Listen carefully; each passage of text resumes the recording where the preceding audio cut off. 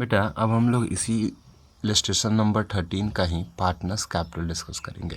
बेटा हमने आपको बताया था ना कि जब भी पार्टनर्स कैपिटल अकाउंट बनाते हैं तो दो मेथड होते हैं, या तो फिक्स मेथड या तो फ्लैक्चुएटिंग मेथड।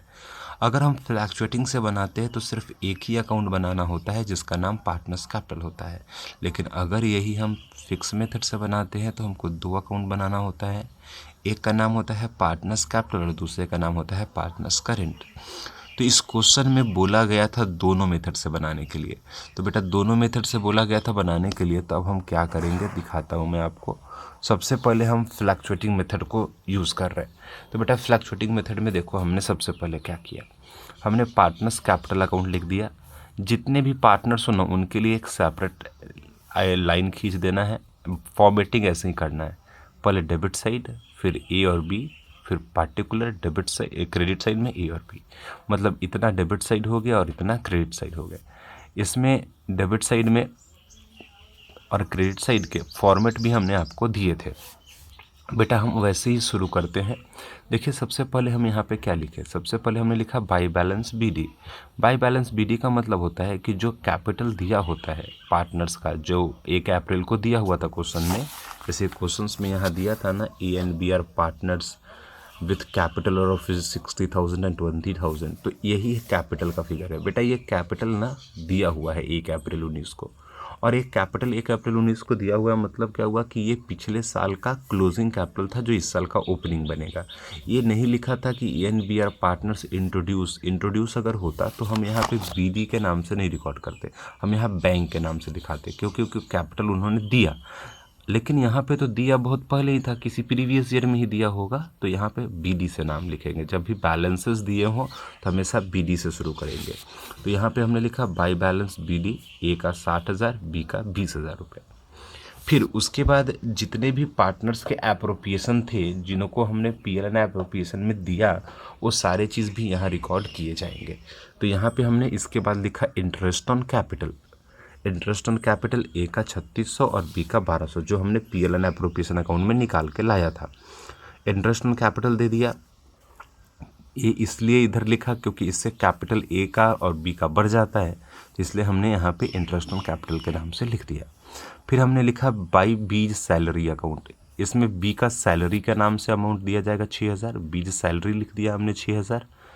बी को जो सैलरी मिला है ए को नहीं मिला था इसलिए नहीं लिखेंगे, और जो पीएलएन एप्रोप्रिएशन अकाउंट में जो प्रॉफिट था उसको भी हम लोग यहाँ रिकॉर्ड कर देंगे।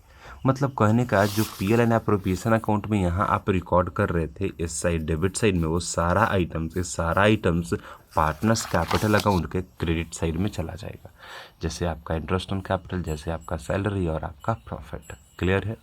इसके अलावा अब क्या था कि पार्टनर्स ने ड्राइंग्स किए थे, तो जो ड्राइंग्स है वो यहाँ लिखा जाएगा, 2 ड्राइंग्स 6,000 और 4,000। इस ड्राइंग्स पे जो इंटरेस्ट था वो भी रिकॉर्ड होगा, टू इंटरेस्ट ऑन ड्राइंग्स 200 और 100। बेटा एक चीज़ देखते होगे कि पार्टनर्स कैपिटल अकाउंट में ड्राइंग्स भी लिखा जाता है और इंटरेस्ट ऑन ड्राइंग्स भी लिखे जाते हैं, लेकिन पीएलएन एप्रोप्रिएशन अकाउंट में सिर्फ इंटरेस्ट ऑन ड्राइंग्स लिखे जाते हैं, क्योंकि इंटरेस्ट ऑन ड्राइंग्स इनकम होता है। तो पीएलएन एप्रोप्रिएशन सिर्फ इनकम की बात करता है, और पार्टनर्स कैपिटल में पार्टनर्स के सारे आइटम्स रिकॉर्ड किए जाते हैं, इसलिए ड्राइंग्स और इंटरेस्ट ऑन ड्राइंग्स दोनों रिकॉर्ड करना है। क्लियर है। तो यहाँ पे ड्राइंग्स और इसके इंटरेस्ट ऑन ड्राइंग्स हो गए, इसके अलावा और कुछ नहीं था। तो फिर हमने क्या किया, इन सारे तीनों आइटम को जोड़ लिया, 60,000, 3,600 और 6,750, टोटल जोड़ा तो 70,350। इसमें से हमने 6,200 को लेस कर दिया, तो ये हमारा बैलेंसिंग फिगर अमाउंट आ गया। फिर वैसे ही इन सारे को जोड़ के इन दोनों आइटम को लेस कर दिया, तो ये हमारा बैलेंसिंग फिगर आ गया, जिसको हम क्लोजिंग कैपिटल का नाम देते हैं। तो ये हमने बैलेंसिंग निकाल लिया है और इसमें कुछ खास नहीं था। तो ये हमारा पार्टनर्स कैपिटल अकाउंट है जो हम लोग फ्लैक्चुएटिंग मेथड से बनाए। आप यहाँ चाहें तो इसको टैली कर देंगे 7,350, और ये आपका 33,950, ये हमारा बैलेंस हो गया। तो बहुत ईजी है पार्टनर्स कैपिटल अकाउंट। अगर partners capital account fluctuating account के मेथड से बनाना हो तो बहुत ईजी है। सबसे पहले कैपिटल को लिख देते हैं, उसके बाद जितने भी बेनिफिट पार्टनर को मिलने वाले हैं उन सारे को क्रेडिट साइड लिख दीजिए। जितना पैसा पार्टनर ने विड्रॉ कर लिया, जो भी ड्राइंग्स हैं जो भी हैं, उन सबको डेबिट साइड लिख दीजिए, और लास्ट में जो बैलेंस बचेगा वो उसका क्लोजिंग बैलेंस आ जाएगा। तो ये पार्टनर्स कैपिटल अकाउंट था किस मेथड से, फ्लक्चुएटिंग मेथड से। बेटा अब इसी चीज़ को हम फिक्स मेथड से बनाएंगे। तो बेटा फिक्स में भी क्या है, इतने ही आइटम्स लिखे जाएंगे, लेकिन करना क्या है ना कि इसमें से हम सारे आइटम्स को लिखने के लिए 2 लेजर बनाते हैं, 2 अकाउंट खोलते हैं। एक का नाम होता है पार्टनर्स कैपिटल और एक का नाम होता है पार्टनर्स करेंट, और इसी आइटम्स को हम डिवाइड कर देते हैं। तो जब हम पार्टनर्स कैपिटल अकाउंट बनाएंगे तो उसमें सिर्फ कैपिटल से रिलेटेड बातें होंगी, बाकी जो भी बेनिफिट है वो सब करेंट अकाउंट में चला जाएगा। तो कैपिटल से रिलेटेड बातें कौन है, सिर्फ ओपनिंग कैपिटल है, इसके अलावा तो और कोई कैपिटल से रिलेटेड बातें नहीं है, जैसे एडिशनल कैपिटल नहीं है, कैपिटल विड्रॉ नहीं है।